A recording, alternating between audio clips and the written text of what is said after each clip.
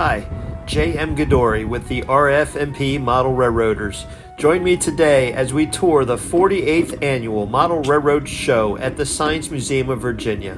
The museum occupies the original Broad Street Station built in 1919. Designed by famous architect John Russell Pope, also designer of the Jefferson Memorial in the Capitol, this Union Station served passengers of the Richmond, Fredericksburg and Potomac Railroad, the Norfolk and Western, and the Atlantic Coastline Railroad for 56 years, ending in 1975. In 1976, the Virginia General Assembly assigned the Science Museum to occupy Broad Street Station that Amtrak had excluded from future plans.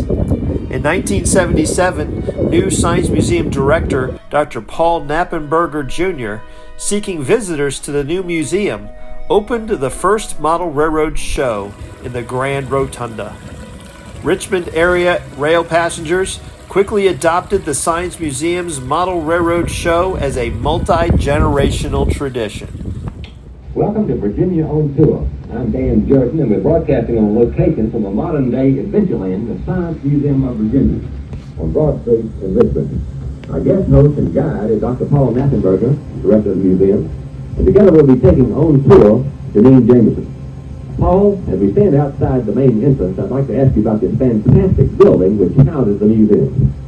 Dan, this is the old Broad Street Railroad Station, and it's a monumental structure that was built in 1917. It's designed by John Russell Pope. It's got a magnificent dome, 100 feet in diameter, large marble columns up the front, and the building is just perfectly symmetrical and ideal for adaptation to its modern use as a science museum. How did Broad Street Station become the gateway to the holidays? Listen to Virginia on Tour's Dan Jordan, interview director Knappenberger, and guest Janine Jameson around 1980. Marvelous. Janine, what do you think about it? I'm just thinking back when I was a kid and I used to come here to watch the trains and go to the train station. Janine, you were telling me earlier that you recall coming here and being part of a Christmas celebration. They had the big tree in the rotunda, and somebody would play the organ, and people would stand around the tree and sing carols. And that's in the railroad days. I suppose, Paul, that's gone forever. No, we're going to revitalize that concept again this year. We're putting a large Christmas tree out in the main area of the building here, and there's going to be a model railroad around the tree and all sorts of interesting exhibits around that. Well, it's quite a landmark. When did the museum acquire the property, Paul? The state of Virginia acquired the building in 1973, and we have been in it since about 1976 now. We can see railroad tracks, in fact, in the distance as we step inside. The origins of the museum itself and the general scope and purpose of your operation here. The museum is a state agency. It was formed in 1970 by the General Assembly, and our mission in life is to better improve the public's understanding of science and technology. And we do this through a lot of exhibits, hands-on exhibits and programs. It hardly seems possible, but we've come to the end of our time, and I'd like to thank Dr. Paul Knappenberger. I'm Dan Jordan with Janine Jameson, and this has been Virginia on Tour from the Science Museum of Virginia.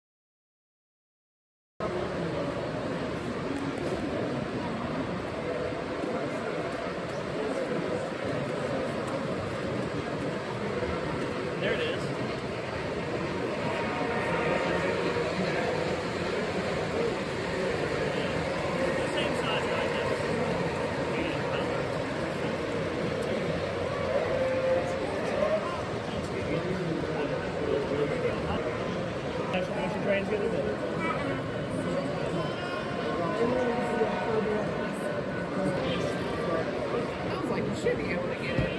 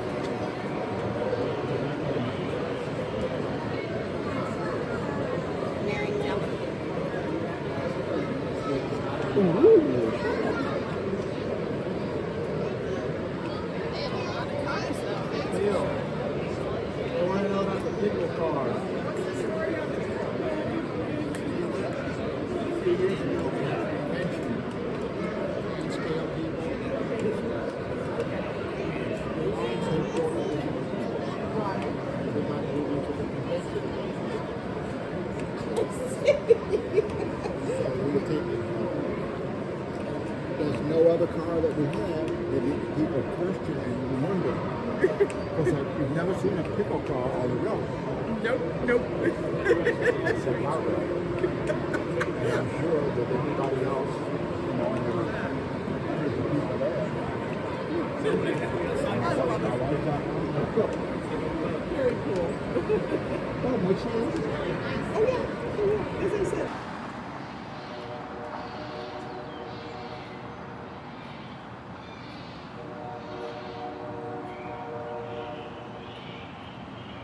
All right, we'll see if we can find one in the skirting box.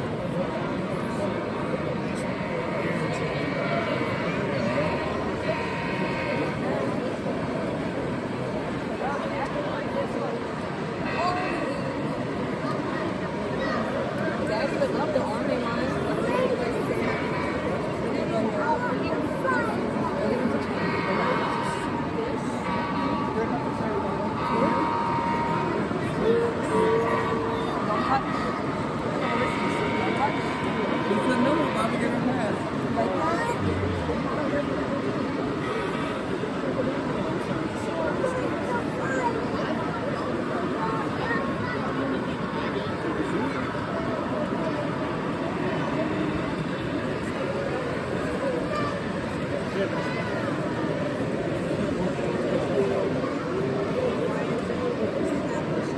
here?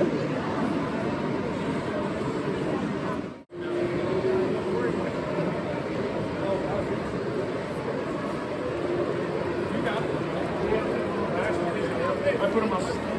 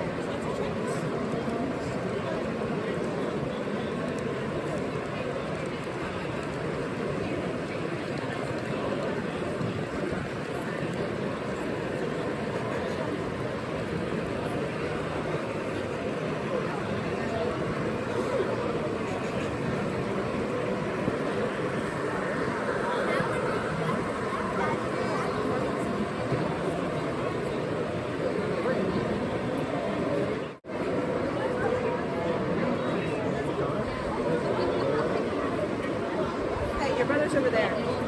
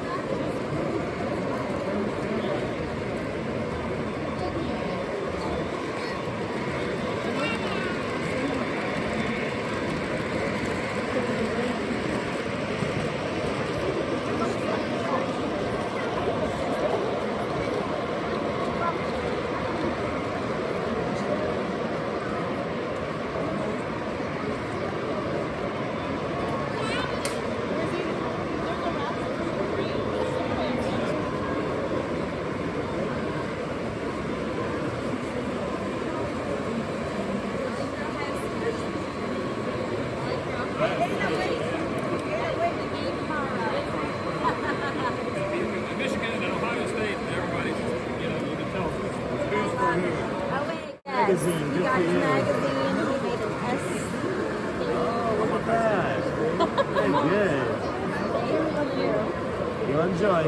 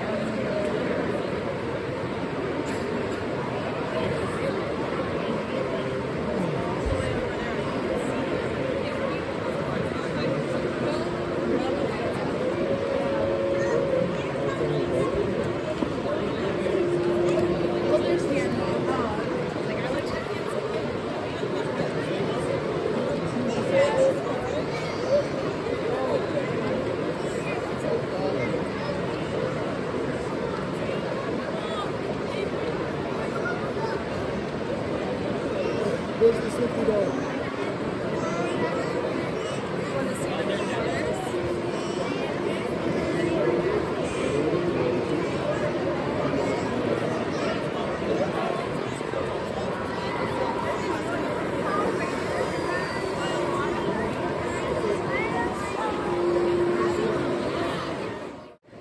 was very interested in the train. That way, Tim. That way.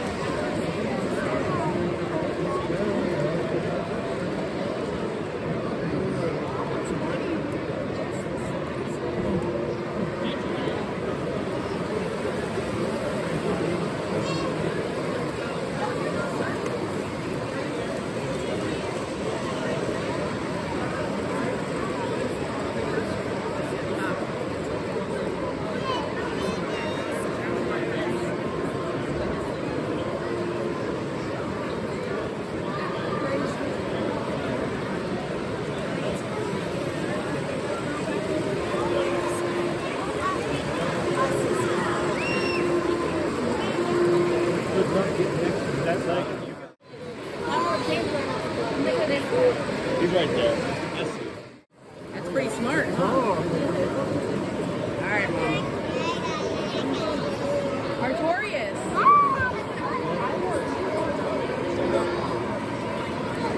Okay. Let me go. Keep on going forward. 40 pieces. I'm gonna pause so you can go back. One engine can pull.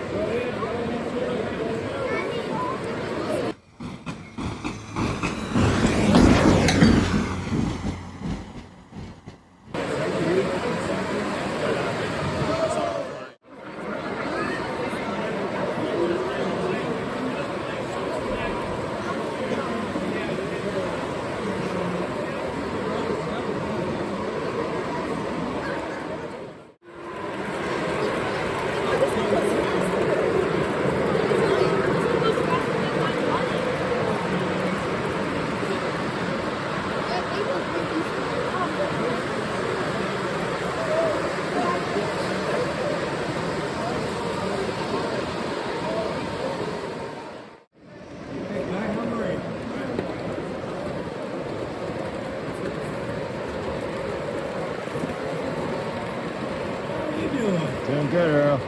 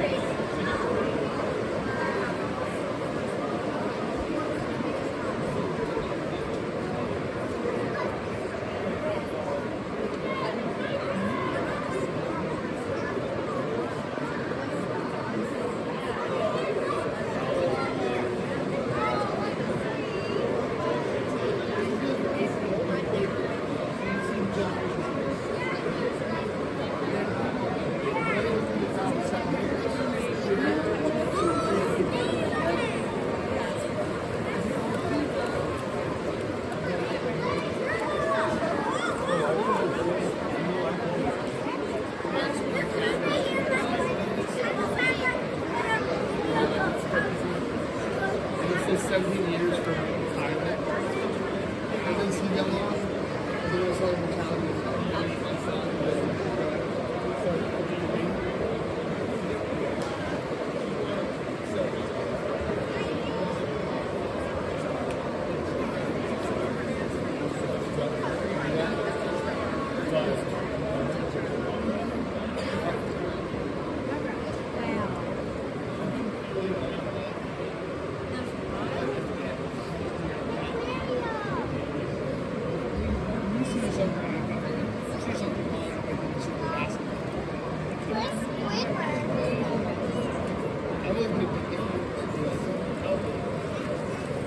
My dad, he was 6'6".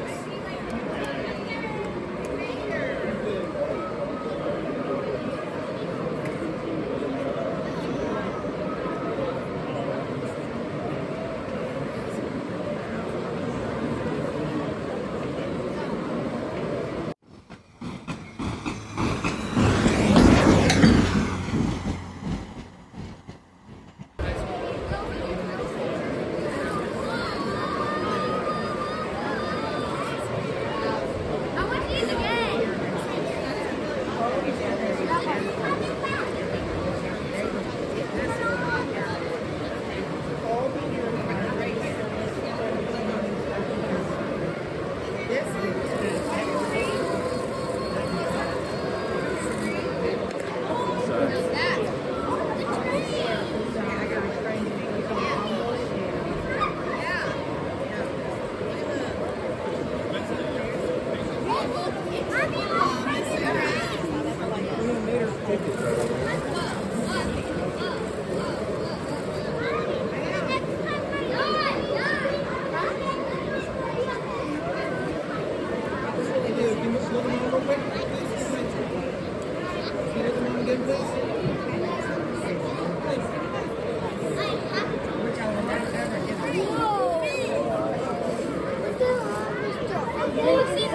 Guys, see, watch the roller coaster.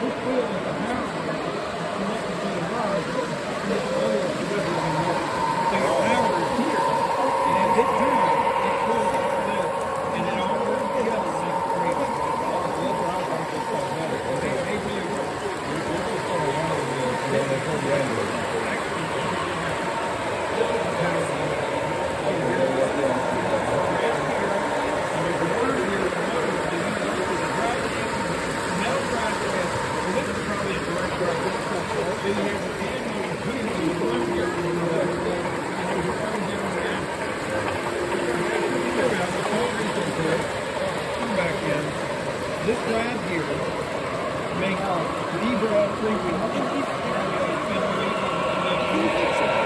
This is the drive wheel that privilege makes everything else work. Okay, include all of the freewheel, and it will climb. As you see, this is the main gear that connects everything up. The main crank is right here. So it runs everything.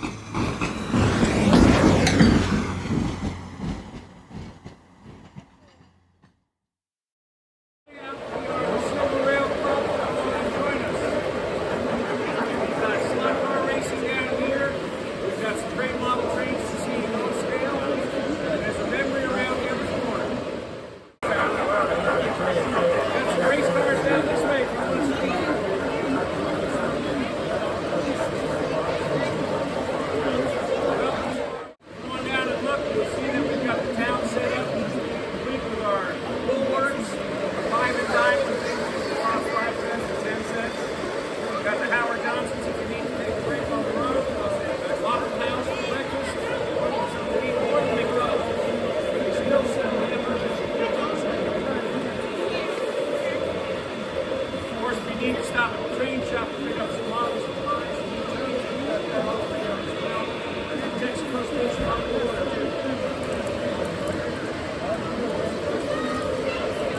We've been providing model train activities for seniors, veterans, and their families since 2007. Gentlemen,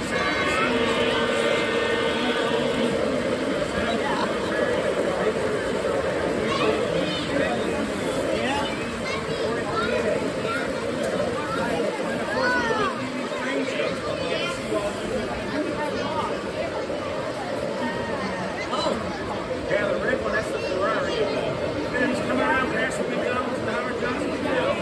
There's the train stop. We're at turn 2 there. He's going to catch it.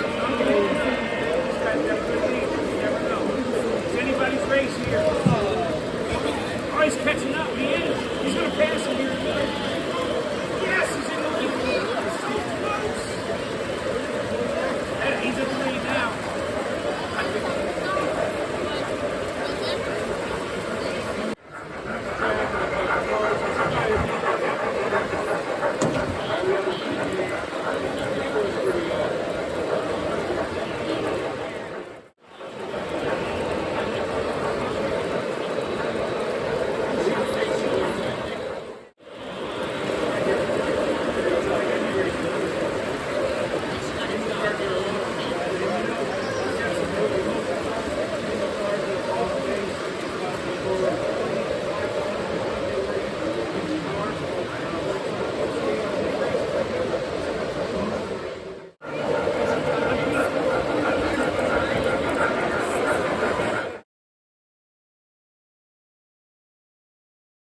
What a fantastic weekend this has been so far. It's the 48th annual Model Railroad Show. Do you remember how many of these Model Railroad shows you've been present at physically?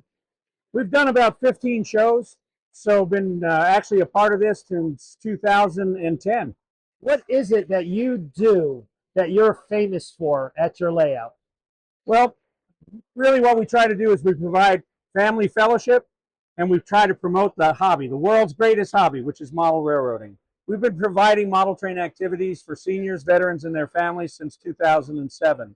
We travel with our ministry to senior homes and also Air Force bases, Army bases, the VA, and we try to go ahead and provide the family value entertainment so that they can come together, parents, grandparents, and their children, and learn about the hobby, learn about railroading. We teach railroading. It started out actually as a Boy Scout merit badge project for my son back in 2004. Wow. So that was when we started on the idea of the merit badge for railroading and promoting the hobby for the Scouts.